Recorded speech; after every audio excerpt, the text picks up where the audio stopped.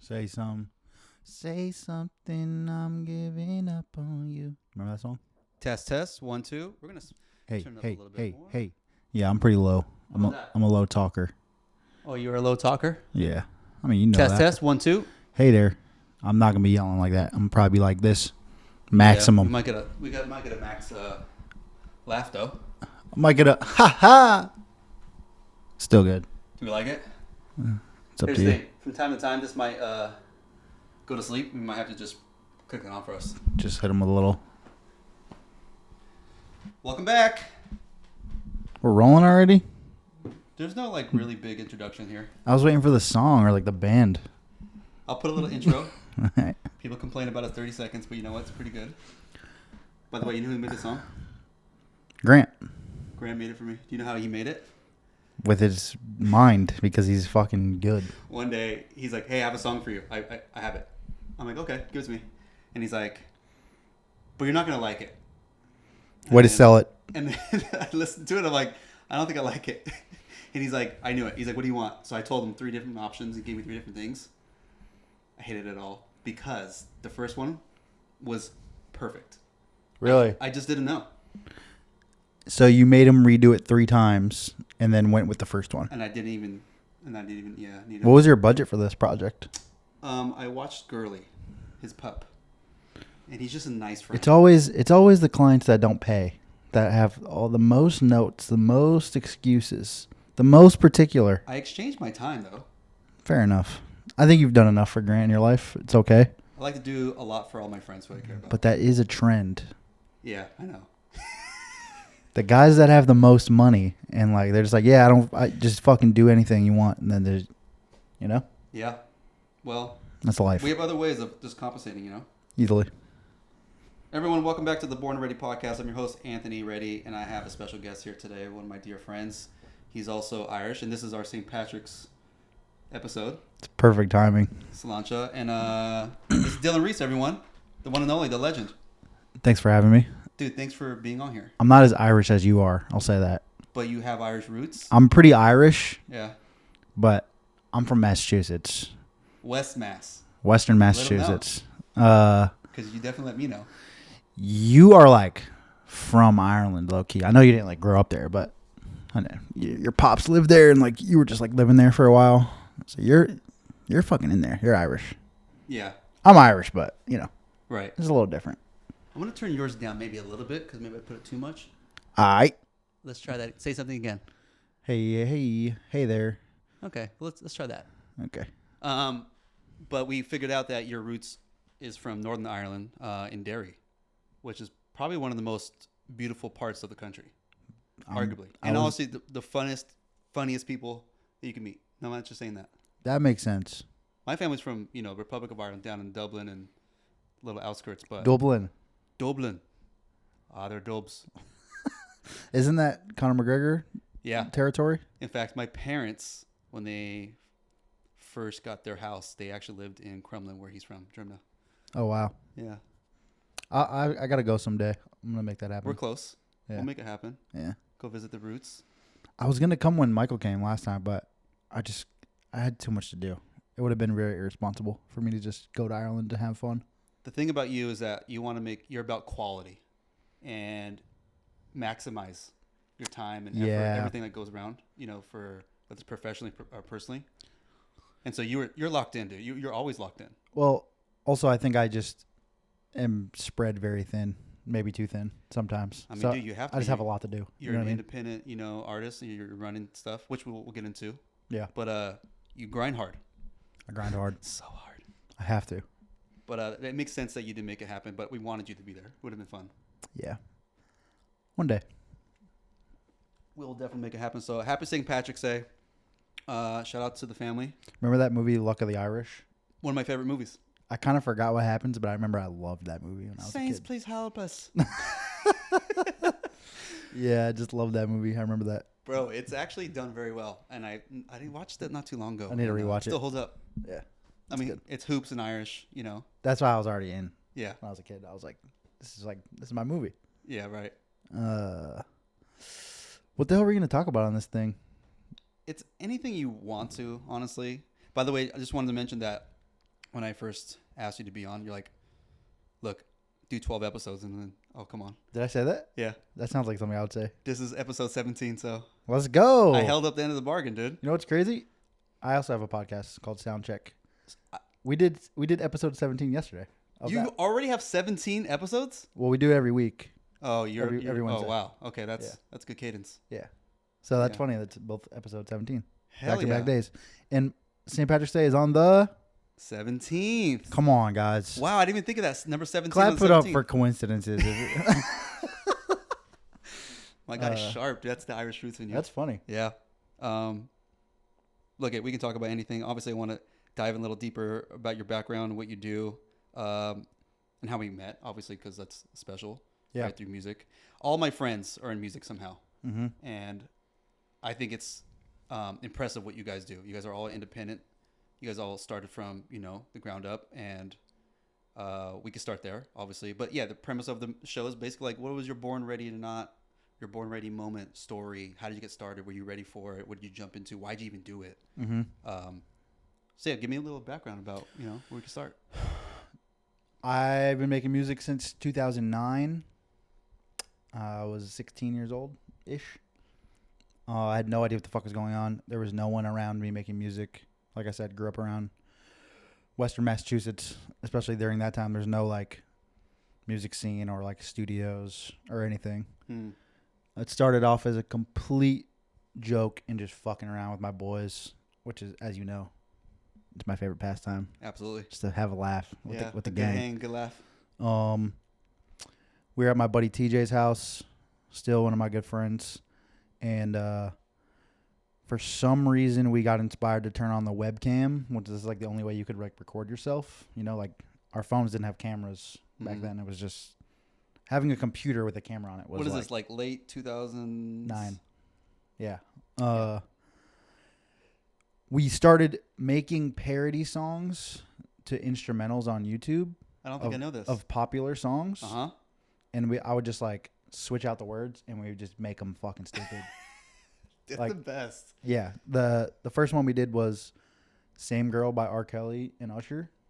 Shout out to R. Kelly, one of the best artists. He really is. On and off the court. He's great. On and off the court. Great Absolutely. Guy. Nothing ever wrong that he's ever done. Fully support him in every way. Yeah. Anyways, first one we did was that song, and the song was called Yao Ming instead of Same Girl. And the song was about how me and TJ both had sex with Yao Ming. Because Does this exist? It's somewhere. I don't know. Oh my God! I tried to do my best to delete everything from 2013 before that. Oh man! But the real song is like, they were like fucking with the same girl, basically, right? So they described the girl, and at the end they're like, hold on, it's the same girl, right? So like we just described Yao Ming the entire time, and then it was like all about Yao Ming. It was fucking stupid. We were just 16-year-olds just being idiots. I think that's gold. Bobby Valentino. Oh, I love Bobby V. You know the song Anonymous? Yes. Actually, you've played it. I love that song. Yeah. We changed that into Hippopotamus. And it was about fucking fat girls. It was just like we were just being ridiculous. Bro. So we would do that, put them on MySpace. Absolutely. And then we would go to school and like everyone would be like, yo, I heard the new track. It was like recorded like so people were off like the actually webcam. like You know what I mean? Like it wasn't even getting hype off it. It wasn't like a song. It Sure. was like a video, and we would just write it and then just do it live and then be fucking around. So yeah, people were fucking listening to it. It was hilarious. I never knew this. So we just wanted to keep doing it. Like every weekend we would try to make a new one. Mm-hmm. And it kind of got to the point where I was writing everybody's verse because I would get done with mine fast for some reason. I just had like a natural ability to like. You have good wit, but top. It was a cheat code because they're all like covers. So the melody and structure of the song already exists.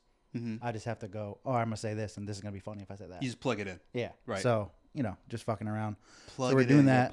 You're a puzzle master, dude. And then TJ was like, yo, you're actually kind of good. Like, maybe you should just make your own music. He said you're nice. And I was like, what the fuck am I going to do that for? Like, I don't even know how to do that, you know? So fast forward, here we are. This is the only thing I've ever done with my life. But I got like a Rock Band mic plugged into my mom's computer and like found a free program called Audacity. Yeah. Started making music. dog shit. I'm talking about like the worst music you've ever heard. No mix, just recording and uploading to Facebook and MySpace. Just like, Did you even know how to sing? no. Okay. I was rapping. I was like trying to like rap like Big L the whole time, like Lil Wayne and shit. Oh, It was like okay. it was like All right. not gangster, but like all punchlines. Like I was just like rapping like the clever, Bar trying for to be bar, as yeah. clever as possible. Sure. Just like ripping instrumentals off YouTube, whatever. So I did that for a long time, and there's a lot in between now and then, obviously. But I just caught the bug, and eventually saw little bits of progress, and I think I had a lot of irrational confidence, which has helped me in many assets of life. So you kind of just went for it because it's just something you discovered that like went from like a hobby to a real thing. I think There was no like, oh, I'm just gonna. This is what I really want to do, and you more discovered it than anything. yeah, Oh, and then wow. through doing it, realized like, yeah, I really, really enjoy this, and I'm gonna get good at it. Mm. And then eventually, arguably, I did. Yeah. Some people still think I didn't get good at it yet, but Really? well, I don't know, probably. Something wrong with their ears. I think just in general, my talent is not giving a fuck what anyone else thinks. And that's kind of like become a cliche, like just do your thing, like block out the haters. Like I don't mean it in that way. I mean like I genuinely don't give a fuck, good or bad, what anyone else thinks about me or something. I just like have always thought for myself and for my own opinion. And if like I'm having fun doing something, I'm just gonna do it. You're pretty good at staying in your lane. Just like you know what Yeah. I mean? You just know I'm what like you like even you're doing. keel, You're not even you know? looking if it's you're in your own house doing your own thing and you're not even worried about the neighborhood. No, I don't even know You keep any of your my stuff neighbors. clean, which you do really well, and you know, and you're tidy and you just focus on your own thing. That's not about even blocking anything out. You just focus on you. Yeah, which like in some ways is bad too, like because I think I've been selfish a lot of times over my life, just like with my time because I'm focused on what I'm doing.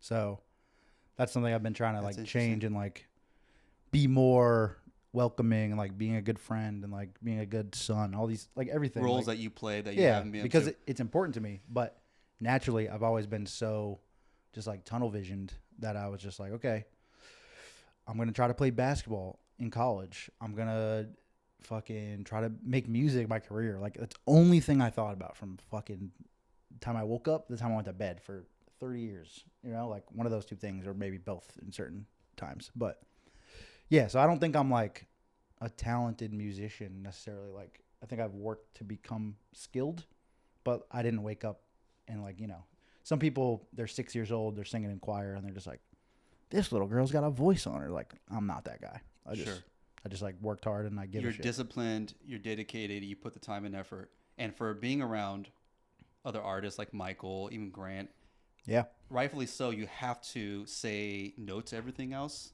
Not because you really want to, you're saying yes to like, I really want to do this and get better at it. Mm-hmm. And that's the hard part of even me being a friend, because I'm like, I want to be involved somehow more. And the only way I can do that is if you're working and I'm around, Mm-hmm. or if you take one day or evening off, we get to hang. Now that I'm talking about later in adult life, Sure. like the way even Michael is right now, he's just locked the fuck in, Yeah. you know, and he doesn't really have time to play that role. And it takes that sacrifice, you know, because he's trying to do something great with his life and it's meaningful. And it's also not given to you guys. Like what you guys do is building everything from the ground up, and you're playing so many different roles, different hats. You have to be the manager, you have to be the distributor, you have to be the salesman, the merch. I mean, you're doing Content, all of it. Yeah. which you're very talented, by the way, not even just your music, but even the designs. Like, I still have your socks. Thanks, man. Yeah, remember your hat? Yeah. That's how we remember? Yeah. Selling your merch? Yep, I do. I did a pretty good job. You did a good job. That Yeah. was in San Francisco? San Francisco. Yeah.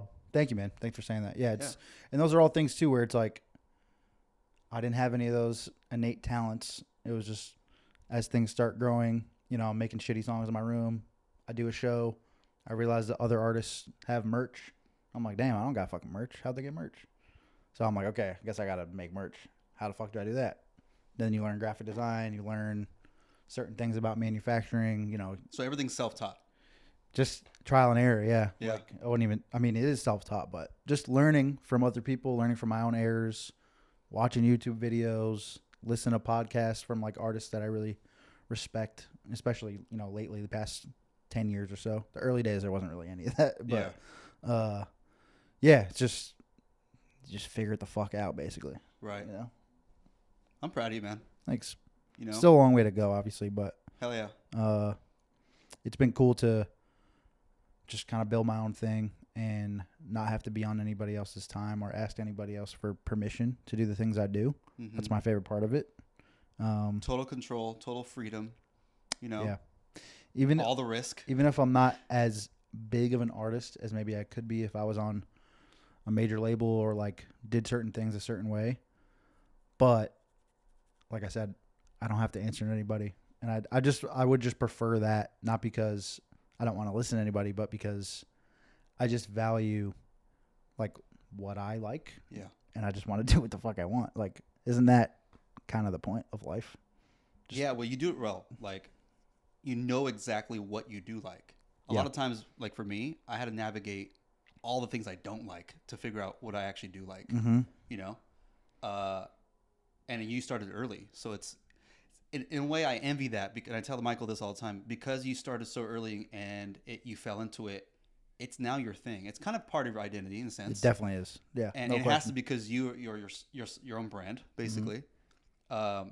But it's like, it's difficult, man. And I've seen the progression from Michael. I've known Michael for almost like 20 years, coming up on 20 years. Yeah. And seeing what he had to do it's I envy that you guys, because you found what you like and at an early age, which is really nice.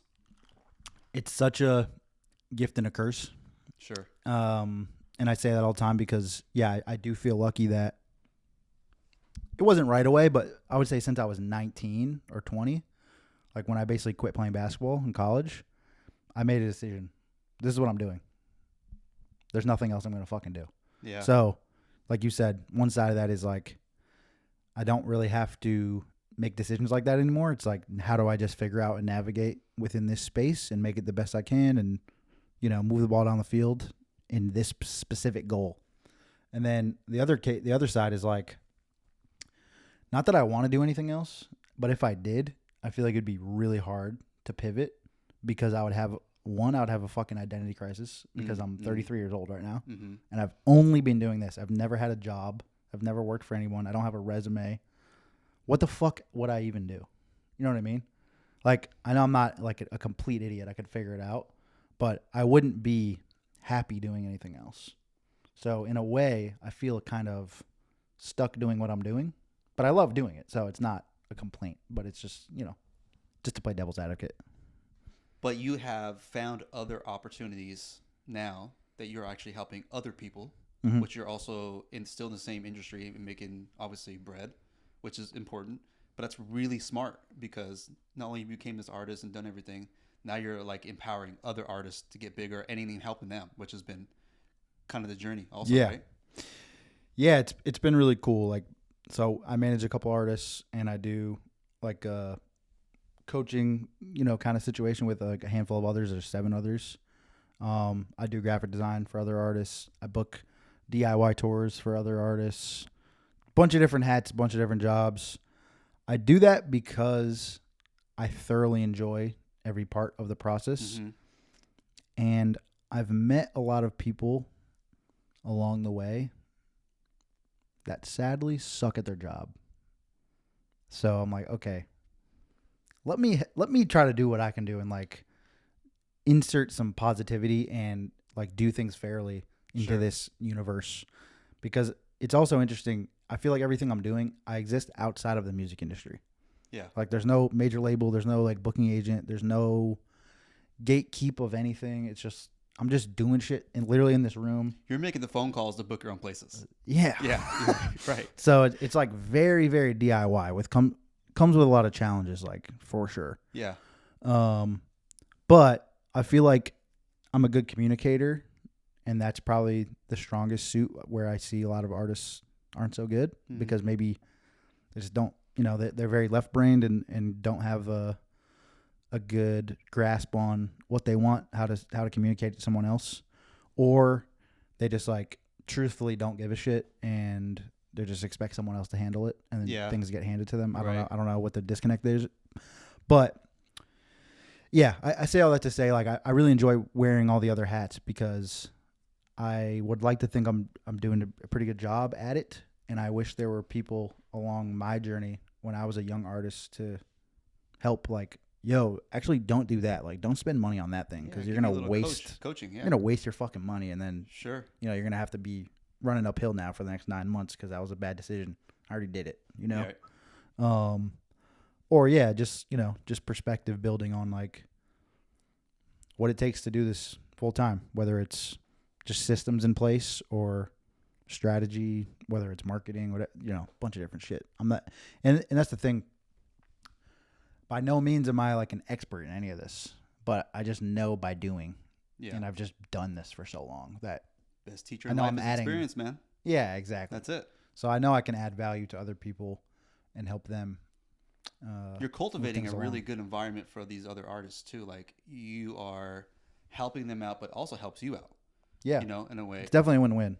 And we know how shitty things can be when you deal with like people who are running a venue or even who's working the venue. Like the fact that you say you're a good communicator and you pride yourself on it is really needed for those situations. Because someone who's been a tour manager and also help with bookings, like that stuff is like, you deal with some morons, dude. I don't really mean to be mean about it. No, it's facts though. But like, especially low level, like 300 cap rooms and lower. Yeah. There's people that are just like have no fucking idea. They don't really care about what you're just another day of working for. They're just doing their job, right. And they don't really care to do a good job because. Right. And I don't want to make this like a fucking shit on people. Right. But it's like. There's a lot of sound guys at venues, especially ones that are like, a 200 cap room or whatever. That sound guy is probably a drummer in a struggling band. And like he's in between tours, frustrated about his own fucking thing. Right. And he's just showing up to this little shitty venue in the fucking side of an alley. And he's like, yeah, they're going to pay me $75 to run sound for some fucking I also got to make pizza in the back. Yeah. So it's like, I don't necessarily blame them, but it's like, if you can hold up your end of the bargain, be over communicative and be very clear about what you need, what you expect. Just be nice, look people in the eyes and smile when you get there. I feel like you can just get really far because if everyone's like pissed off, this show's about to suck because no one's going to care about from the time you walk in to the experience to the sound to the everything. And then the fans don't have fun. Yeah, right. It's not fun for anyone. So it's like, just like the little stuff like that. And you don't know that until you have the experience, which you've been on tour. You've seen it. Like there's great people. There's great people and there's shitty people and there's like everywhere in between. But you can only control how you show up. Sure. So like that's what I feel like I need to always do. Right. And that's where I feel like my value is on tour. Like as a tour manager or an artist. Yeah. That alone, what you just said though, could be like a part of the business that you could really educate on both sides, from an artist to manager to even venue. Yeah. That could be a whole thing because there is a huge misalignment.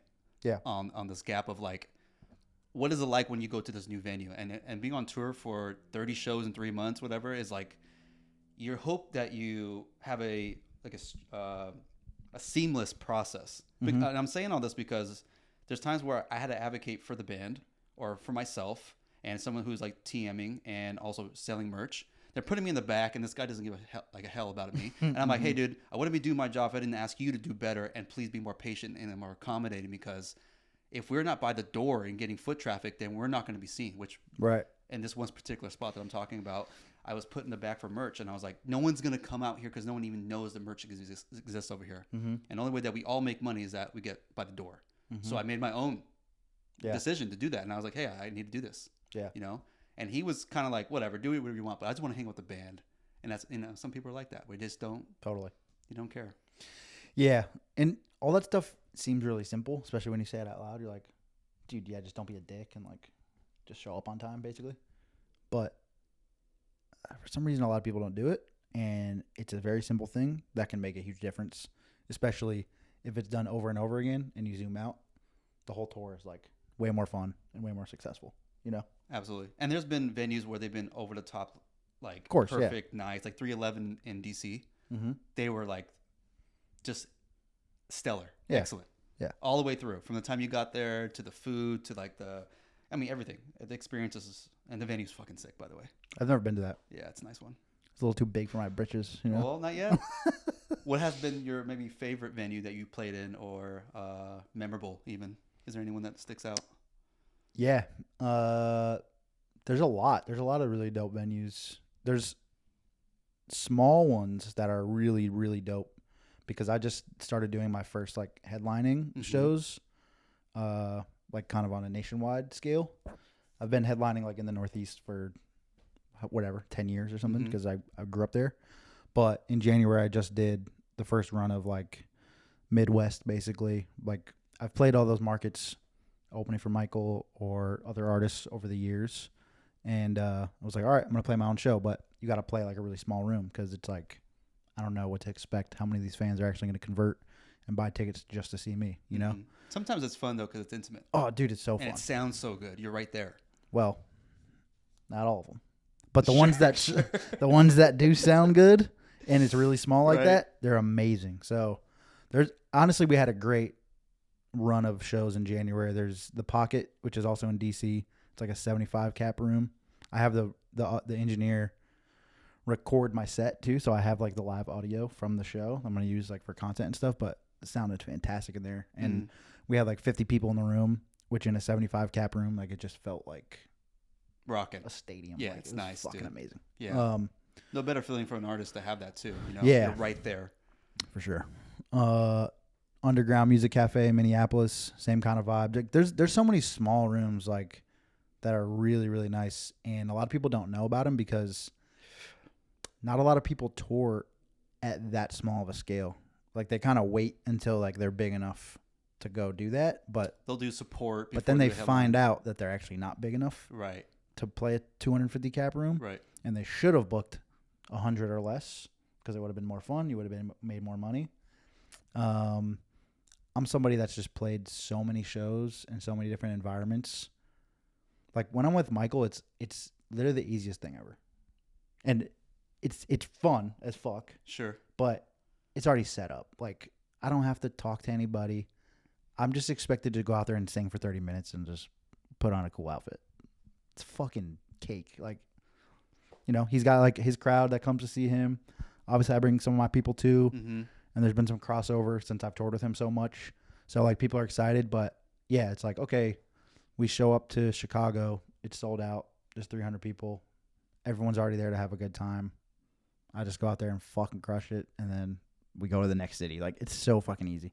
But when I'm doing my own shit, it's not always like that. You know, like, if I play back home, it might be fucking packed out. It might be, like, super huge. There's been other shows where there's fucking 9 people. And it's like, all right, well, we're in. Get close. Yeah, we're in New Mexico, guys. Like, I don't know what to tell you. I've only been here one time. I'm not famous. I don't have a hit song, but I'm trying. I'm gonna still put on a great show. Crush it when you go out there. You know what I mean? Best. Like, yeah, sure. I'm still gonna treat everybody with respect. I'm gonna fucking have a smile on my face. It's the same job. That's the way I look at it. You know. So I forgot what the question was, but no, that was your favorite like memorables. Yeah, but you do a couple out there. There's another one that I wanted to mention. It's called the Bluebird Theater in Denver. I played it with Catastro. Oh yeah. Actually, on my birthday in 2019. Yeah, 2019. And I just remember it because it was so cool the way it was set up. It's like an indoor theater. I think it's like maybe 700 or 800 capacity. But the stage is like on the bottom floor, and then the seats, even though most people are standing during it, but like the crowd, it goes like upwards.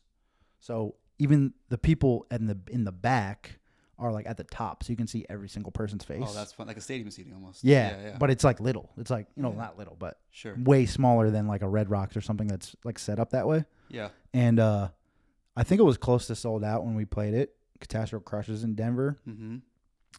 And that like 700 people or whatever it was felt like fucking 10,000 because you can see every person's face. You know what I mean? When you have 700 people and it's straight back and it's dark and it's like a normal club, yeah, you can only see the first like 5 rows and you can tell it's loud. There's mad people. It's still fun. There's almost like negative space in a way. Exactly. But this is different because you're face to face with every face. Everyone was just like looking right at me. I'm just like, holy shit, there's so many people. How fun. Yeah, it was really dope. What's it feel like when you're up there? It feels like I'm right where I'm supposed to be. It's like, where you feel alive. it's where I feel most comfortable. Right. And I think I don't know what the fuck that is. You kind of have a switch that turns on. Like you're ready just to not perform because you're 100% yourself. Yeah. But like it's flipped on. You know me personally. We're really good friends. That's really nice. You heard him. Are we not? We are. We absolutely are. I'm pretty like introverted and like to myself. I'm not the guy. I don't want to.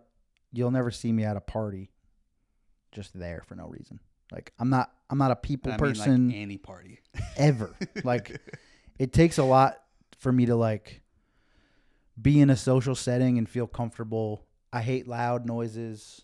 I hate like yelling in people's ear when I have to talk to them. I was like, can we just go outside and I'll talk to you over there? Like you're an old soul, quiet. man. I just want to fucking chill, bro. Yeah, of course. So when I'm on tour and I'm on stage or off stage, like selling merch in the crowd, talking to people, it is like I have to like turn it on. Yeah. Like it's a job. Yeah, right. And it's not fake, but I have to pull out something from inside me that doesn't exist in a normal day. Right. Right. And I love doing it, but after tour, it's like I need to like recharge. Yeah. Yeah. It takes a lot out of me. Sure.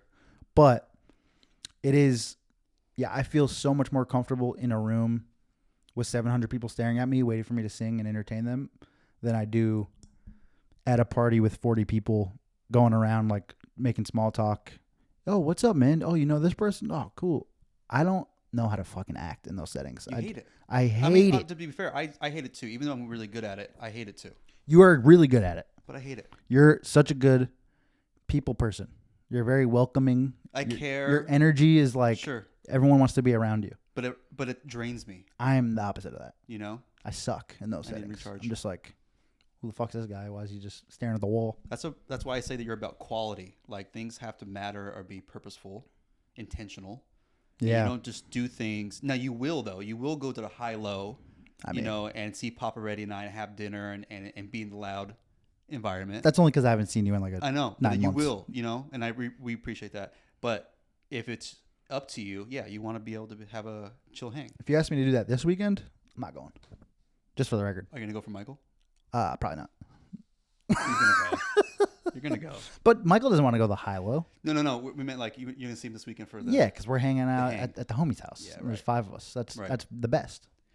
Part of me needs people because I get inspiration or it lights me up. I love being around people. Yeah. Like there's something about it where a crowded place is like this is gonna be fun. There's opportunity.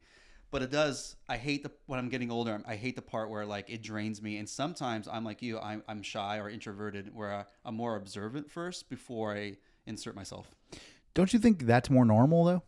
Maybe because that's why parties exist. Like people want to be in that setting. Did you hear that? There's a new term. There's introverts, extroverts, and otroverts.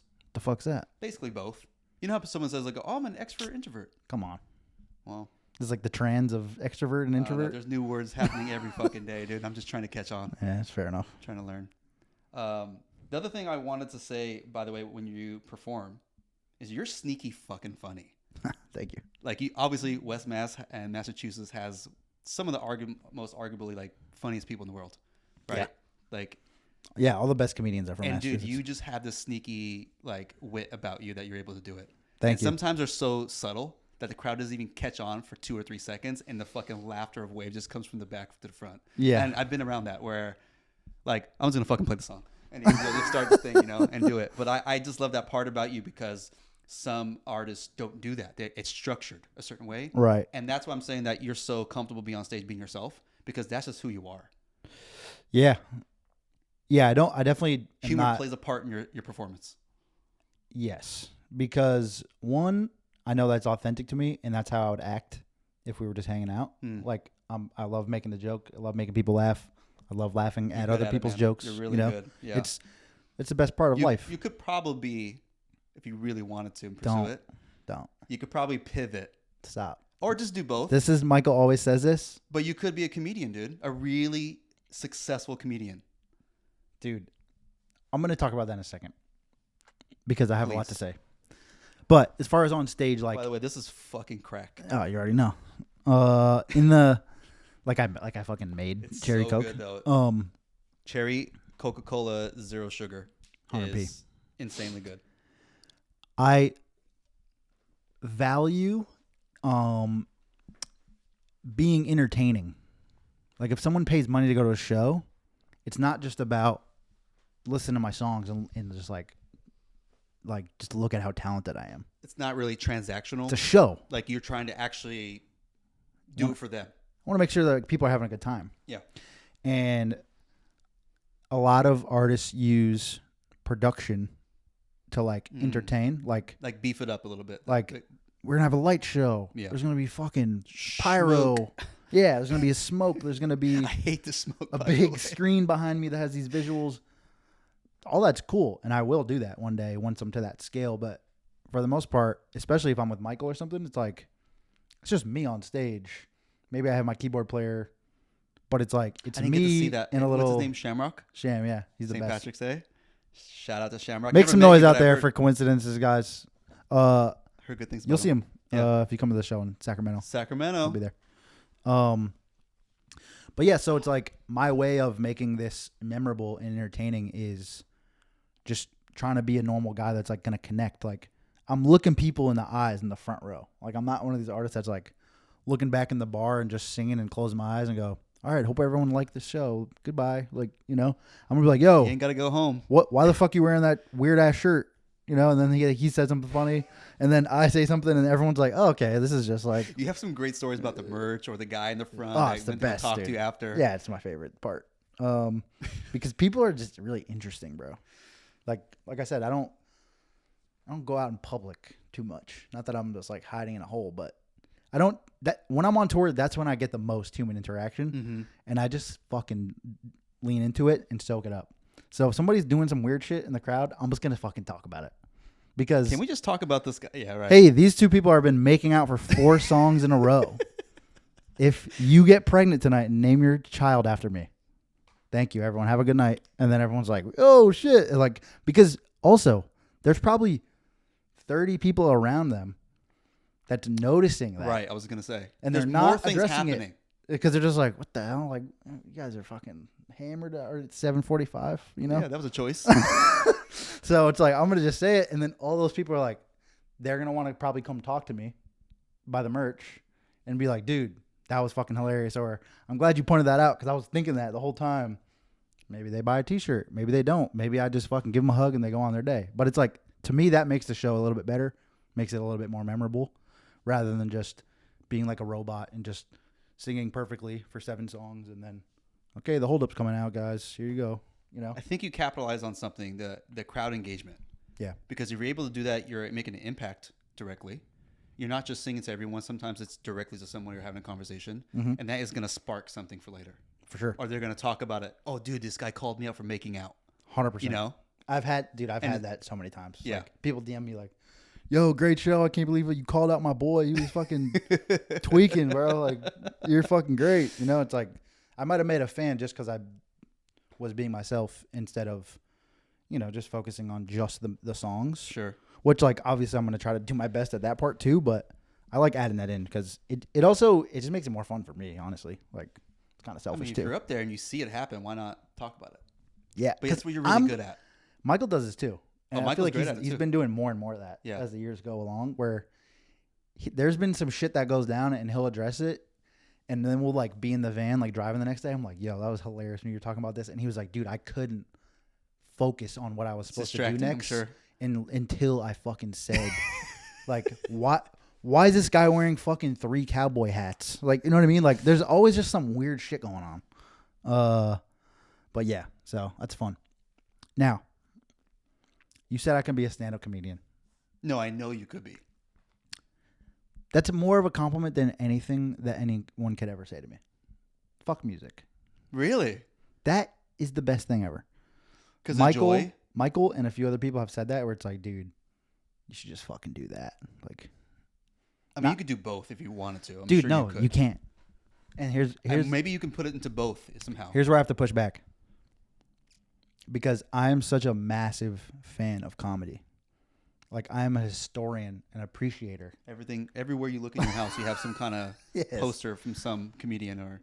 Comedy is the best thing ever. It's better than music. It's better than sports. It's better than food. It's literally... You said better than sports. Bro, if I could never watch basketball again, my life would be worse. But, like, imagine if you could never laugh again. Yeah, that's... Everything sucks. Yeah. If you're not fucking laughing and having a good time, everything sucks. So, I will never say that I could be a stand-up comedian because I did not do the reps that I know people that I love and appreciate did. And that would be disrespectful. You remember how you told me in the beginning of the show that you said, like, just some girl has talent at 6 years old? Yeah. You have the talent. It's in you. Yeah, but I didn't act on it. And I don't deserve this. But you could. I don't deserve this praise. You could. Here's the thing. Here's the reason why I know you could. Because you do it so easily. It comes natural. And then if you put the same repetition that you put into your lyrics, into your rhythm, your cadence, and then your delivery and everything you do, if you really worked on it, you would fucking kill. And I'm not just saying that because you're my friend. I mean, to be fair, everyone in our group is fucking funny. Yeah. I'm probably the least funniest, which I don't mind because I love being a fan. And that's okay because I just get to sit back and laugh. You get some zingers. That's my favorite part about you guys is that everyone has their own way of fucking just delivering line after line, laugh after laugh. But I have to say, it is a good time. You are sneaky fucking good. That's what I like, though. You're sneaky. Because you're sneaky, if I was a comedian, it wouldn't be sneaky. You'd be expecting it. But here's the thing: you would find a way to be sneaky and somehow. By the way, I'm gonna get his name wrong. Is it his name? Mark Mason. Okay, maybe I'm just completely fucking that up. But there's a guy who goes on tour. He's a comedian, but he sings and goes to the audience, and they do like the auto tune. Have you seen this? Yeah, you're talking about... Fuck, I know his name, and I follow him. I love him. He's so good at what he does. I can't think of his name either. Morgan something. Yes. Morgan J. Morgan J. Yeah, that's him. There we go. Yeah.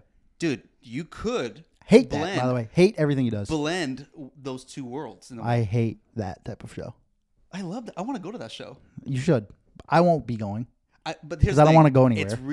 It's really one dimensional. It's like a one trick pony in a sense. And I don't mean that he doesn't have the range because he could do more. But this is working so well, especially with the younger audience. They love this. They're eating it up. Nah, he's crushing it. There's no question about it. Yeah, he's super successful. But to me, Mark Mason. Shout out to Mark Mason. Not even a real guy. Mark Mason's like a lawyer in Indiana, by the way. Has a billboard. There's a billboard of, you get in a car accident? Maybe that's call Mark Mason. Yeah, my alias, Mark Mason. Yeah, I don't know how we're here, but what he does is more so he's not good enough at music to be a musician. Right. And he's not funny enough of a stand-up comedian to do stand-up without music. Sure. It's funny because he's saying it in auto-tune. It works really well with the younger and audience. It's entertaining. Yeah, right. It's absolutely entertaining. Craig Robinson? Don't like it. Craig Robinson is a different animal, bro. And he is amazing. So he is disgusting at music. Yeah. And he's hilarious. Right. And then they blend, and then he's so good. He's a saw freak. Him, he's a freak. Yeah, performed a couple times, twice. And he is... I was like, how did he blend two worlds together? Yeah, he's fucking good. So it's possible for you if you wanted to. If you ever really wanted to. Have you ever maybe even just wanting to try once? I don't think I would ever do it because I disrespect it too much.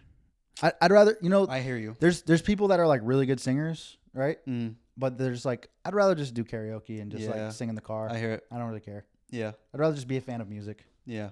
Because I don't want to do it and then love it and then fucking basically start over my whole life. What if it changes like the financial part of it though? What if that was like more of a... Dude, it won't. You sure? It takes 10 years. Yes. It takes 10 years to be successful in comedy. I would not be good right away. I believe that from everyone's journey, like Andrew Santino, Bobby Lee, go on and on. They've all talked about how you need to put the time in. Yeah. And work up. So I understand. But what I'm saying is I would rather not be involved and be a huge fan of it and just enjoy it. Yeah. Because not that I'm not a fan of music, but I'm definitely less of a music fan because it's my job. Right. Because I'm thinking about it very analytically. Yeah. I hear every song and I'm thinking about like, why the fuck did they choose that bass line? That's weird. I should have did this. Or like I'm thinking about the mix or like, I don't know. I'm just being like kind of a fucking snob and being annoying. It's your you're looking behind the veil or behind. It's really hard to turn off. And it's really hard to turn off. Yeah. So there's very few times where I hear something I'm like, fuck, man, I love this song. Like, this is just awesome. You know, like there's very few artists that give me that feeling. Yeah. And almost all comedians give me that feeling because it's like a magic trick. You know, even though because you don't know what's coming, and it like when it happens, you're like, oh my god, I crushed. Yeah, you know? and even though I like study it more than like most people would, but I'm not trying to do it. I'm not trying to replicate it. I'm not like in the weeds like that. Who's your favorite? Louis. Louis by far. Louis is the best ever. Yeah, he's really good. Me and Michael and Grant saw him the other day. Like out and about? 3 months ago. Oh no, we went to a show. Oh yeah, it was fucking unbelievable. I would have left Ireland. That's how we got the book. Oh, that's how you got the book. Yeah, it's signed on the inside. Oh shit! Fire. Yeah. I would have left Ireland to go. Well, maybe we could time travel and go back next time. I think it was for Michael's birthday. I think Grant got those tickets for him. I don't really remember how it went down. I just remember it was planned so far in advance, and then it happened, and I was like, holy shit, we're going to see Louis. I totally forgot. Where was it at? YouTube Theater. Oh, I've been wanting to go there. Yeah. It was cool. Really nice. He fucking killed. Really? Yeah, it was unbelievable. Louis, I would like to see him. Chappelle, Burr. I seen Burr actually 2 weeks ago. You told me that. Yeah. That coffee shop, right? Go Get Him Tiger in Las Feliz. All right. Jordan sees him all the time. Yeah. Oh, that's what that's and Jordan says that's his dad. Right. Because they both look alike. Bald redhead. Yeah. But he is fucking hilarious. Actually, he's probably one of the first casters that I've listened to way back in like 2013, 14. Mm-hmm. And he was solo. Yeah. He still does the solo stuff, which I really love. I was listening to that shit probably before then. Really? The solo pod. But he's so good. Oh yeah, he's unreal. You know? He's a different Massachusetts, of course. Louis, Massachusetts. Of course. Shout Come out to on, guys. What's over there? What's the water? I don't know. I mean, look at you guys they're all Irish. A little bit. Oh, Louis has a little bit Irish in him. Yeah. He's more Hispanic, right? He's some shit. He mixes it. He talks about it. Yeah. But there's something in the water over there. There definitely is. I don't know what that is.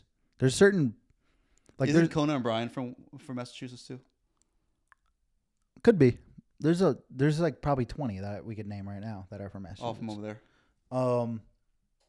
It's culture and attitude. It's there's something about, but it's not only this though, because there's other places like this, but there's something about having all 4 seasons and like going through bullshit. Yeah. Even that's just like minute things. Like I had to shovel snow when I was 5. Like, you know what I mean? Just there's something about complaining but making it funny, and that is Irish culture. Yes, 100%. Yeah. Because everything about the weather to people, I mean, that's where you get humor from, right? But there's laughing at dark stuff. There's other places that have that like climate and stuff too that doesn't do it as well. I don't know what the fuck it is. I really don't know. But I do know there's no comedians from like Arkansas or some shit or like Utah, you know? Right. And they have some of their own. It's like, what the fuck? What happened? Why is there no one funny in Utah?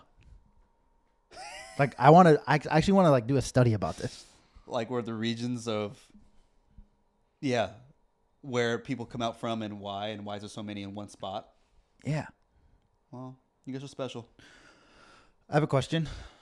I would love to hear it. Something I was thinking about the other day. When perfect example. You went to go live with your father. Mm-hmm. Let's pretend the reason was because he was unable to take care of himself. Mm-hmm. And you needed to you were paid by the government to take care of him. Mm-hmm. You're called the caretaker. Yeah. But I think it's caregiver over there. Okay. This is my question. Because it should be caregiver. I think it's caregiver over there. Because you're giving the care. Yeah, right. Your dad is actually taking the care from you. Yes. Like he's being taken care of. So is it always called the caregiver and I'm just wrong and that answers my question? But I've heard it be, caretaker here in America. This is my caretaker. That makes That's no America. fucking sense. It's backwards. Caregiver in Ireland. And the reason why I know is because my dad's like, I think you should apply for it and see because I'm at an age where I do need help. Oh, so that's a real scenario. Oh, yeah. We went through it. The thing is, it was like, because my dad's such in great health for his age. Yeah. The doctor has to say what qualifies and whatnot. And then the doctor's like, dude, you are basically in your 50s. Like that's how good health. Yeah, your dad's a fucking legend, bro. You know, thank you. And yeah, it was something we explored, but we didn't do. But caregiver is the name. I don't know why we call it caretaker here. That's backwards because it is. You can't give you and can't take the care because you're not the one doing it. Right. Yeah. There's a lot of things that's fucking backwards here. That was my question of the day. That was a great question. Thanks. What else do you want to talk about? Oh, dude, can you tell people what kind of music or where you started first and then what you do now and just all the genres? Yeah. So yeah, started out in hip hop heavily because it was what I had access to and the only thing I thought that I could do because I wasn't a good singer. Never even tried. So your range was, not that range, but like I guess your liking was more hip hop. Well, that's what I grew up listening to the most, and that's what I definitely was listening to just as a fan. But it was also just like, oh, I could just find a beat on the internet and then just rap. Like, I don't need to have like a certain skill set. Like, sure. I guess that is a skill set, but you were doing that anyways. You're plugging in like yeah. I'm like, okay, I can just figure out what I'm gonna say, and then sure. I'll just fucking say it. Like, I don't have to like train my voice a certain way or whatever. So that's how I started, and that's what I did because I wanted to make music, but it was the most accessible thing that I could just rap over beats, right? Now I'm still doing that, but I do that under a name under Ellis, which is like a second profile that I do. I kept that alive just because it's really fun and I feel like it's a skill that I have, and I've met a lot of people over the years that I still want to like collaborate with and, you know, just be prolific and put out music and have fun. But my main project is under my name, Dylan Reese, and that's definitely more centered in R&B. And that's the music I've always loved the most. And like I said, you know, it kind of makes sense when I was talking about the covers that we were doing. It was R&B songs. Same Girl, Bobby V. There was like a Mary J. Blige song. Like, I've always been drawn to that. But I think when I was starting, it was like, yeah, well, I can't do that because I'm not good. I'm not talented enough to do that.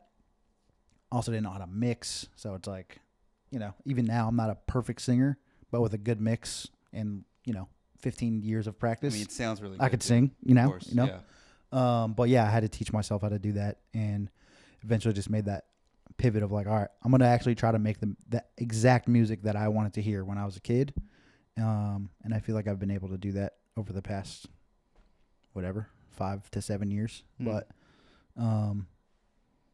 yeah, man, I mean, I use the Ellis page as like, just to take off the boundaries and like, you can't really put it in a box because I'm just approaching it as purely just for the art and just like having fun.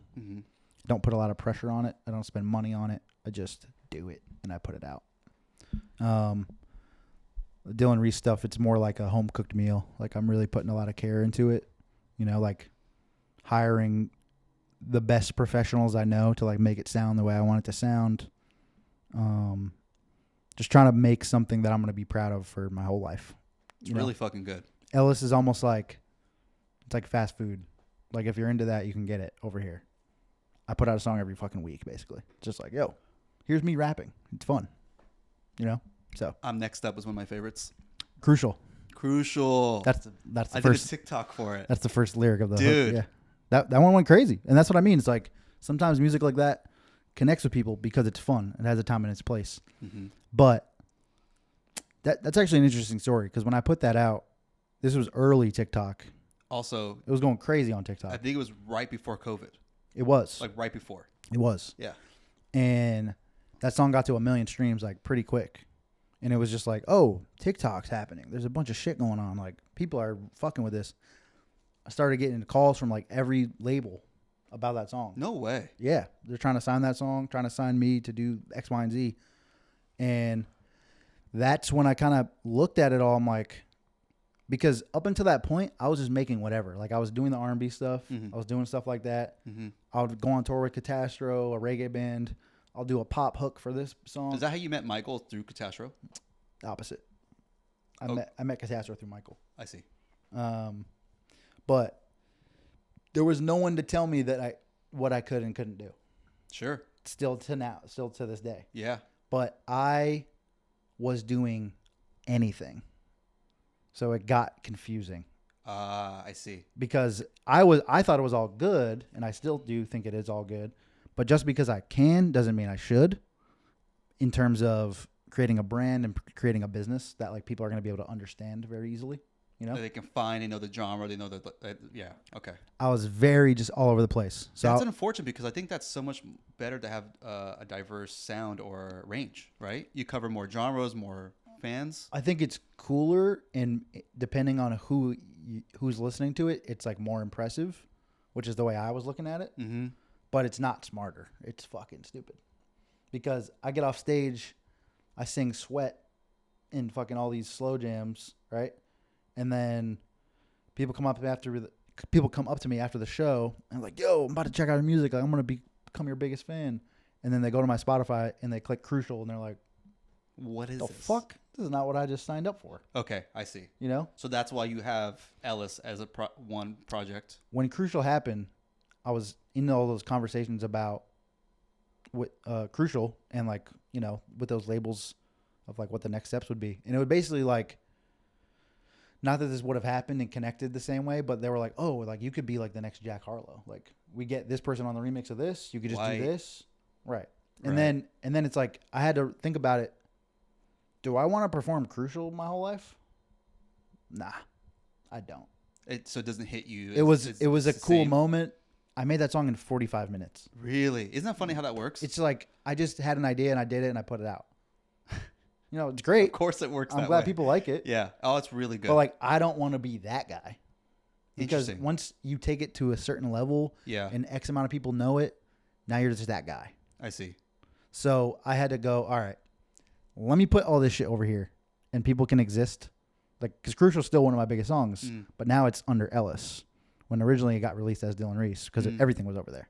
So now, like, all that shit that's just like fun and kind of just like off the cuff, there's no pressure. But I have a huge catalog of 200 songs under Ellis that make me passive income and people enjoy. Doesn't mean I'm really going to tour it. Doesn't mean 200 songs? Oh, yeah. Brother. Dude, I put out a song. I have a song tonight coming out. Brother. No one knows. 200? People in my life don't even know about that shit because I don't even really talk about it. How 200 is a huge number. I just rap and I drop. I just make it right here. It gets produced, engineered, recorded, distributed through this computer. Like, it's just like, here you go. And there's an audience for it, and it's not probably ever going to be this huge thing. Yeah. But it's like a catalog that I think is dope. And like, there's people I meet on tour to come to like the Dylan Reese shows, and they're like, yo, I also love the Ellis shit. Like, I got this. Like, these are all my playlists, blah, blah, blah.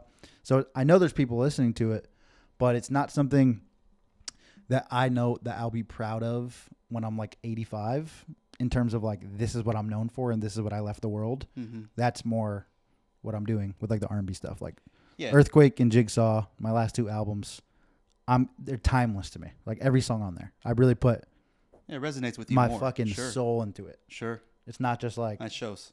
But I didn't want to just neglect that other part of me and just like, okay, I'm only going to do this. That's why I made the Ellis thing exist. I see. It's just like an extension of who I am, but it's just like, it's a side project, you know? It's just like, here you go. If you want it, cool. If not, that's fine. Yeah. You know? Yeah. It's a little side dish. It's fun, dude. Yeah. It's supposed to have fucking fun. That's the whole point. Yeah. We talked about this. If it's, not fun, then why do it? 100%. My favorite thing that you've ever said, and it's good advice. Do you know what I'm going to say? No. Come on. It's like your favorite thing that you say all the time. Well, it must be true. It's like good advice to say to someone about all of this. Nothing's real or nothing matters. Everything's made up. Yeah, everything's made up. Bro, the best thing you've ever said. It's facts, though. And I don't know why, because I've heard it so many times, differently or from different people. But when you think about it, how like this world is all made up. It really hits deep if you think about it. Can you tell me why that resonated with you? Other than just it's like being true. Like, is there a specific it's a thing? deeper meaning for me. But basically, if I can sum it up quickly, me entering this world, I always felt like I was like in line already and just following this person in front of me. But then I'm always stepping out and being like, what the fuck are we in line for? Mm-hmm. And they're like, you don't know? Just get back in line. You'll find out. And I'm like, I don't belong in this fucking line. I've always felt that way. I've always felt like lost or alone or different. And then when you say everything is made up, it just makes me think like, oh, then it takes the pressure off of doing what everyone else is doing, and then I can just do my own way. I mean, that's definitely how I've lived my life, like you said. But it took a long time to do that because I grew up traditional parents who worked fucking hard, multiple jobs. Obviously left the country with kids and then started a new life in California and then had me. And I've seen that part where it's like they always stuck to stability and routine and playing it safe, less risk. My whole life is like risky.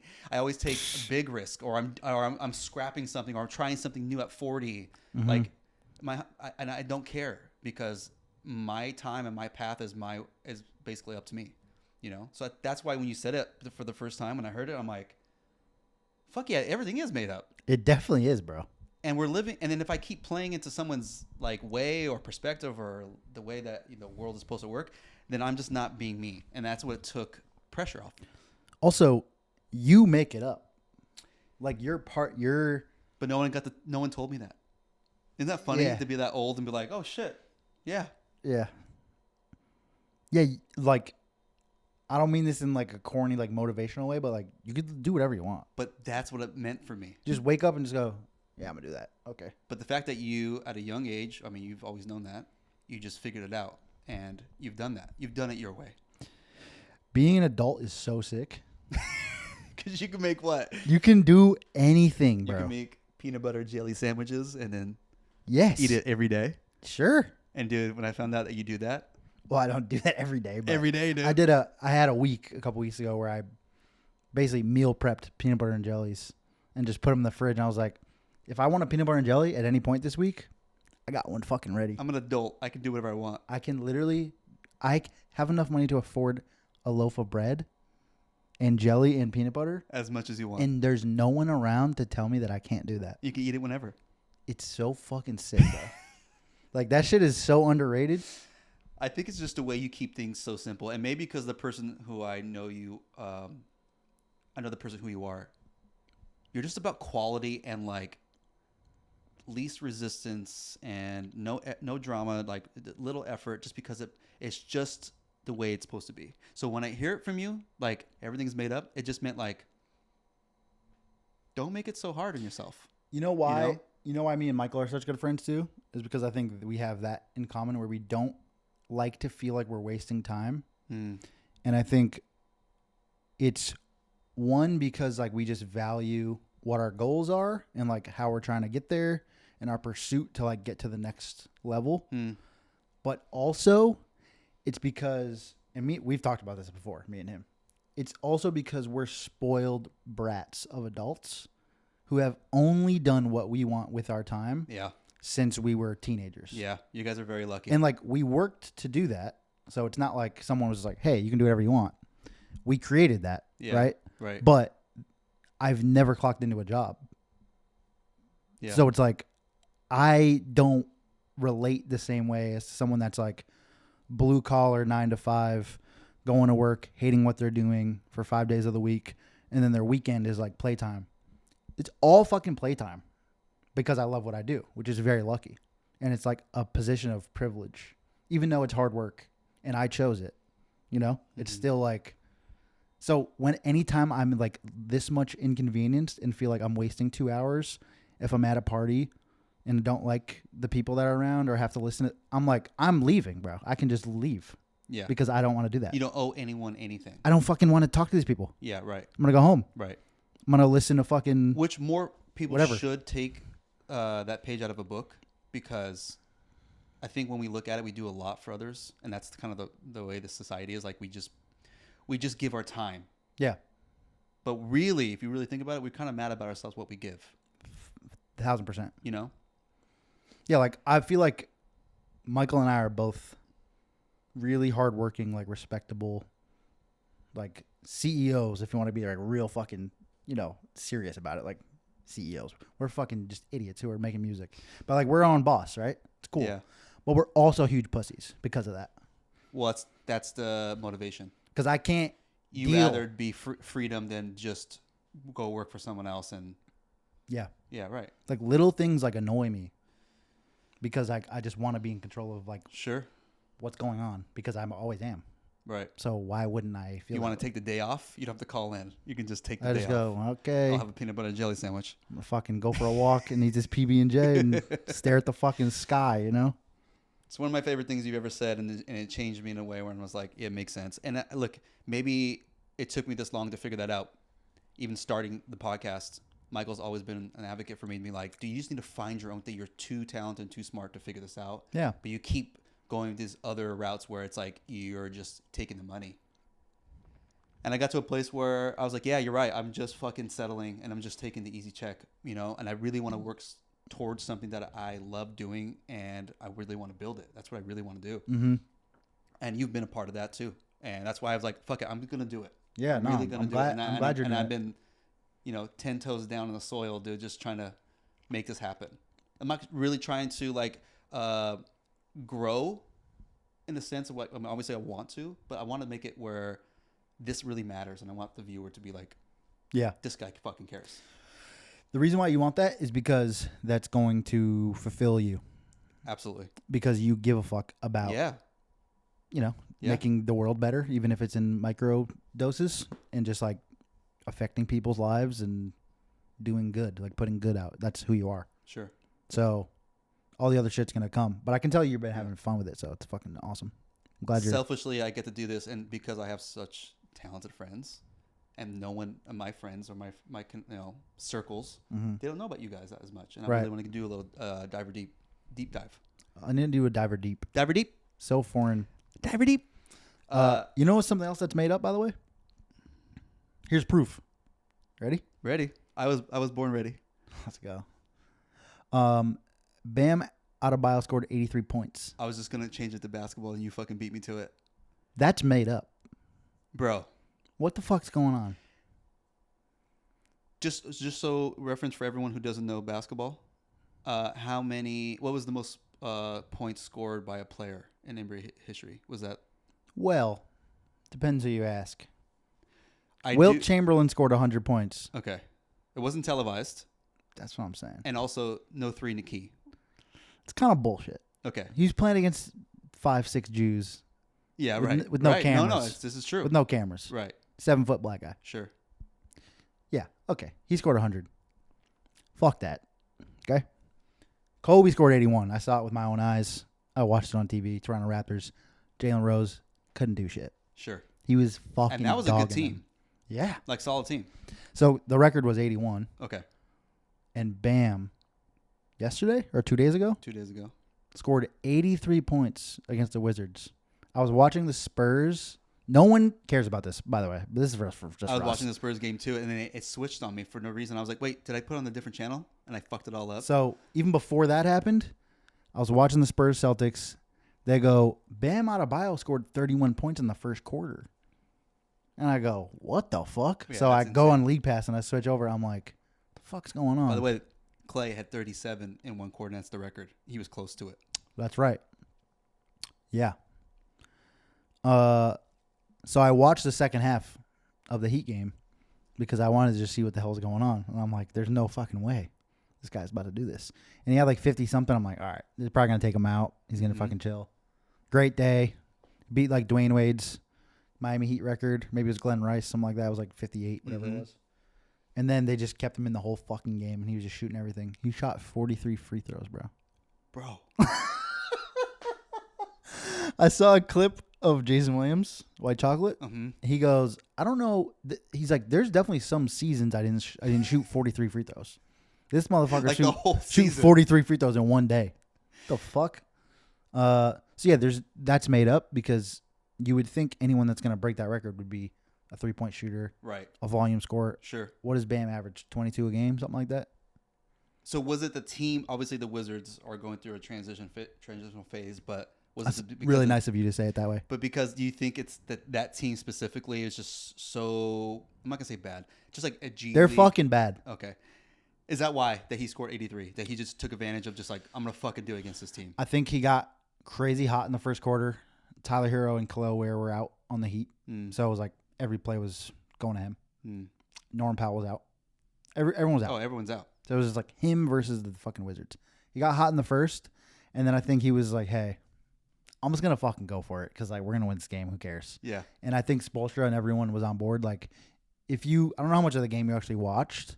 I only watched the fourth quarter. They were double and triple teaming him in the backcourt, and they were still like force feeding him the ball for the entire fourth quarter because they were like, "Yo, you should just go for it." Like, how many chances are we gonna get to like see this? Imagine being the Wizards, dude.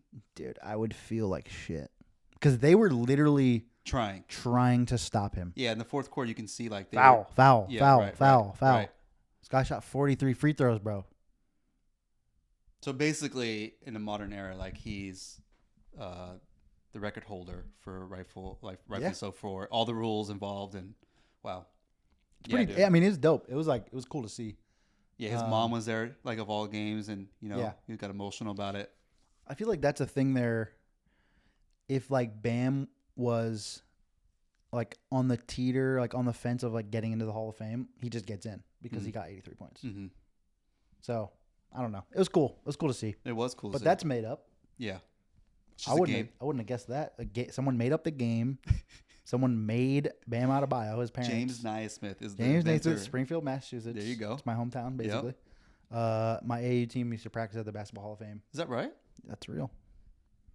Let me know. Dylan is a big hooper. Played Division 1, Duke. -2. Division 3, Regis College. But my guy's nice on the court, on and off, and big hooper. We're in a fantasy league, and you're first place, but I'm in third. Are you in third? I'm holding my own. That's good. And that division that we're in is really tough. But you think you're going to run away with it? Let me not say that before it all crashes, and then, things can happen. Things can happen. But I feel confident. Yeah, you're looking pretty good. I feel confident. I have to say, I beat you once. Did you? I got lucky. Congrats, bro. I was really happy. Even if I don't win the whole thing, I was like, you know what? You know what's really made up? Fantasy basketball. That's about That's about as far made up as it can be. Absolutely. We're over here managing a team. I know. With a bunch of dudes we don't know. Getting so upset if like someone's out for that game. Why the fuck didn't Grant Williams get another rebound? Bro. Made up. Everything's made up. Yeah. Just have fun, dude. If we get anything out of this, is that everything's made up and have fun. I'm in another fantasy league. Everyone tuned out by this point. No, they're locked. No one wants to hear about this. We'll get some clips in there. We'll make them hear it through clips. I'm in another fantasy league with a bunch of my buddies from college, some of my teammates. We've been in that same league since 2012. 14 years in a row. It's been How many times have you won? I think I won maybe twice. Oh, wow. Everybody knows their shit. That's a really competitive. It's like a bigger buy-on. That's the one that you put the most effort in. Yeah. Okay. I mean, I treat them all equally. Can we say something, though, about these fantasy sports? Dude, have we not seen a record number of like players getting injured? Like, it's ridiculous. It was never like this, right? I don't know about just this year, but past few years for sure. But I think it's because the game is actually more physical than it used to be. Okay, so that's what we're seeing. It's kind of a hot take. Obviously, it's more of elite play. Yes. Skills better. When I say physical, because people think about like the 90s where they're like brawling and like, they don't call like soft fouls like hand checks and shit. But there's also like two guys on the court that can actually shoot back then. So like if you're a guard, there's no like running off tight screens 72 times in a game where you're like getting around a pick, hitting a fucking guy's knee. Like you were just like a few feet off your defender. That's actually a good point. Until they were in the post. Yeah. You know what I mean? Yeah. So like it was physical as fuck in the paint, but like the physicality of the type of athleticism it takes to play in the NBA right pick now. And roll league. Dude, it's like you have to be you're hitting somebody's body every fucking second. Mm-hmm. Like there's no one just like playing off their guy and like that's true. Going under the screen. Oh fuck it. Everyone could shoot, everyone can play make, everyone could do everything. So that's why I think there's more injuries because there's more wear and tear on your body on like a micro level, and then it just adds up and people get fucking hurt. Yeah, that's a good point. Let me know if Bill Simmons needs me on Put in the comments on his pod. I will work. That's your favorite. I will work for the Ringer and quit music. He is really good. Let me know his takes, man. He's the best. What's coming up, man? Let's let people know what you're working on, where you can find you. Maybe a little plug. I'm working on 100,000 things. My Instagram is Dylan Reese Music. I'm going on tour in April.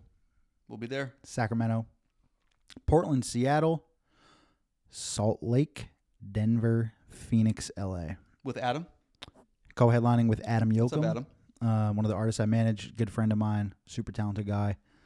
It's going to be really fun. And, yeah, I'm just dropping music all the time. It just never stops. So do that. I got a podcast called Soundcheck. Me and Adam do that together. Can I be on it? I mean, yeah.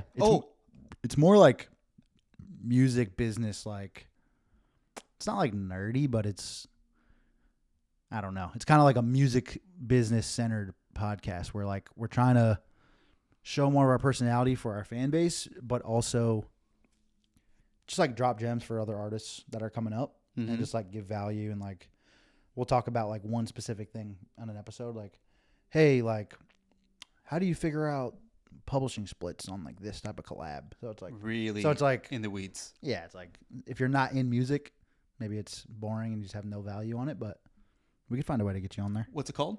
It's called Soundcheck. Soundcheck with you and Adam. Mm-hmm. Great segue.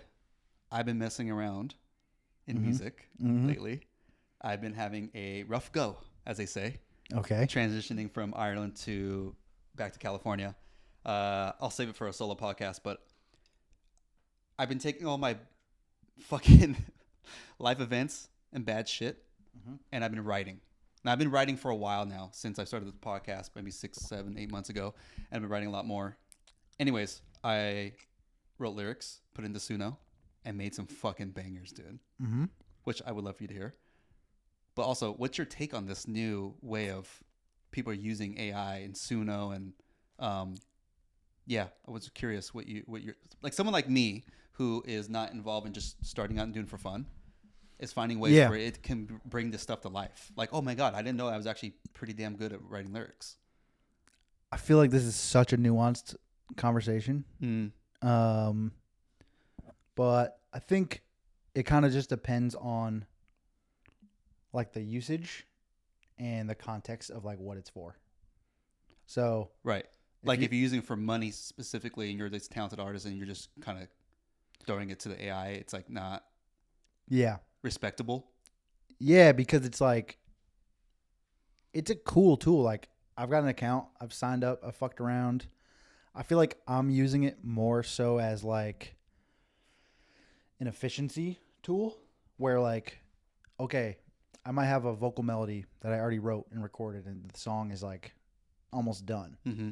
And then I could be like, hey, can you give me a bass line with the same melody? And so then I can plug into my session. It takes your cold starts to jump starts. So that you can reference some feedback of what would sound like if I went that way. Exactly. So it's a great feedback tool. And then maybe we actually use that stem in the song, maybe. Or I can give it to my producer or bass player and go, can you do it like this? Yeah. Because this is my idea. Yeah, it's an ideating machine. In that way, it's like you can get to things way quicker. And I know songwriters have been using it because they don't have to sing harmonies. They don't have to play real drums because like they're pitching for reference. It's fucking smart. It makes sense. But like, let's say you don't make music. Mm-hmm. Don't know shit. I don't feel bad about saying that. You know this. You don't make music, right? Right. You never tried. You did not put the time and hours into doing that thing. Right. Let's say like you make a song with Suno, with just your lyrics. Suno makes the melodies, makes the production, plays the fucking guitar, mixes the song. Now you have an MP3, a WAV file. Yep. You're like, okay. And then you pitch that to like a sync music director and get paid $40,000 for that song to be in a music trailer. Wait, can I do that really? And then, but like you lie and it's like, yeah, I'm just a producer. I'm just like an artist, right? Oh, I see that. No, I wouldn't do that. And then they go, okay, here you go. Yeah. Like you took that money and job away from someone who's actually been doing it. Absolutely. You know what I mean? Yeah. So that it's sucks. Like, and I don't think you're trying to do that. No. And I don't think there's definitely going to be people that do that. And whether they're lying about it or not, there might just be a time where the music supervisor or whoever it is making a decision on certain things might go, we don't give a fuck. We'll actually just give you $8,000 instead of 40. And then you just go, okay, I made this in fucking 2 seconds. I didn't even do anything. Yeah. And then it's a whole funnel of musicians not getting paid fairly, even more than that already is a problem. Right. And how hard it is to collect royalties. Yeah, and, I disagree with that. you know? Yeah. Especially taking away jobs. And I'm all about human creativity. Well, that's like what's going to happen, though, probably. We're getting there. This is the new doorway of a new possibility, right, that we're looking at. And I just was curious about your take, and maybe we talk more about it on Soundcheck. Yeah. But for someone who has just been going through a rough go and just wanted to be creative and was like, hey, I want to give it a stab about my lyrics. Yeah. Here's the funny thing. I'm writing lyrics, but I don't know what's going to sound like in Suno. So I've been doing it the opposite, which I know a lot of people hear the melody, create something, and be like, oh, I can plug it in. Sure. And dude, it's come out. I'm impressed with it. Even Michael said. No, I believe. Michael said he's impressed. No, dude, it's fucking sick. I want you to check it out. Like, yeah, listen no, to it. And you tell me what the shit that it can do is like crazy good, and that's kind of my point. Like, it can absolutely replace the real guys. You can hear it being kind of rough though. It's not like mastered and enhanced like perfectly, but yeah, it's like a little still bit fucking good. It's a little bit muddy sounding sometimes. There you go. Okay, but there's like a layer that's. But it's like, oh, that was a really good chord progression, or like a really fucking sick melody that bro. Maybe I could have thought of it, but it might have taken me fucking 3 days. I'm blown away by it. You know? And it's given me like this new life of just trying something different and writing, and it's given me. Yeah, no, that's cool. I mean, if you're using it, like, I'm just trying to express myself and like have fun and like. It's therapy for me, man. That's really cool. That's all it's been. But yeah, once it starts like taking jobs away from people, it's not going to be me that makes this decision. But right. I see that as like pretty problematic, obviously. Right. Especially with a group of friends who are songwriters, artists, musicians. Yeah. Yeah, I definitely think about that, and I was just curious about your take. I am going to put it out just because I want people to hear what I've done, my lyrics specifically, and produced. But like, do I think that's going to change my world and make money off it? No. I really don't care. What if it does, though? I share it with you guys. I've already thought about this. You'd share the money? You know why? Because then you'd be like, that's hilarious, bro. I just give you a little cut, you know. We didn't do shit. You're just like, dude, we all just made fucking 200 grand. Well, then maybe I can get some credibility and be like, hey, Aunt, you want to come in the session and write something with me? Yeah. No, by far, my talents are elementary. That's fucking funny. You're like, I'll just share the money, dude. I don't care. I was thinking about like, I mean, like, I need money, but like, on the scale and in taking other jobs, I don't really want that. It really should go back to like a group, you know. Part of it should go to funding. And there's like laws and stuff that are this is all happening in real time, like copyright laws. Yep. It's just it's murky right now. Yeah, it's going to be really hard to enforce though, I think. So, and I don't know. Right now, if I go to DistroKid and I put the tracks in, it sends it off to the stores. But I was asking like chat, like what happens next? Like, and let's just say one of them does really well. Like, am I going to get sued? Am I going to get in trouble? And they go, right now it goes sued back by who though? But it goes back to Suno. So they would get in trouble. But right now they're doing some kind of like obviously ongoing, I don't know, agreements or trying to figure it out because it's still like in a gray area. Yeah. And this is all real time. Like someone who's like a writer and producer for this, like for the lyrics. What was I going to say? I can't get in trouble because it goes to that. But however, it needs to be labeled that I used an AI tool to make this happen. Which I'm happy to do that because I'm not a musician at my all means, but I do like to think that I like to write and I'm getting better and it's been therapy for me. Yeah, you're not contributing nothing. But you're also not making a song that like you can listen to. But if you want to know how I feel because I'm your friends, like you guys are my friends, I feel bad. Like I feel like I'm cheating. I mean, dude, you are. Yeah. But that's okay though. Because it's a tool that exists. Right. I didn't come up with the tool. I'm just using it. Totally. Yeah. But just so you know, I do feel bad. But there's a part of me where it's like this is cheating. But also like think about ChatGPT. It's like, do you feel bad for philosophers or like teachers that like have knowledge that like they spent all this time reading and like studying this thing, and then you just go, hey, what's the answer to this? Or how do I do that? And they go, here you go. I don't feel bad for them. Knowledge, right? Like how we're it's like you're just using the tool, right? But the difference is if you go chat GPT everything and then sell a course on how to fucking sell real estate and everything that you learned is just from chat GPT, you're cheating. By the way, ChatGPT sucks, dude. Yeah, like it's not great for, because here's an example. I'll put my lyrics in and it'll change a line, and I'm like, hey, what the fuck is this? I didn't fucking add this. And it's like, you're right, dude? Anthony. You're thanks for calling out. A songwriter mentality would figure that out too. Yeah. It's like, dude, don't rely on it. And here's the way I've been doing it. I have a story. I put these lines, and then I'm like, hey, does this rhyme if I use this word and this word? Or how does this sentence sound? But don't give me the lyrics because I need to figure something myself, but I need feedback. Mm-hmm. So I'm using it as like an assistant. Sure. Yeah. You looking forward to my songs, dude? I can't wait. It's completely different genres.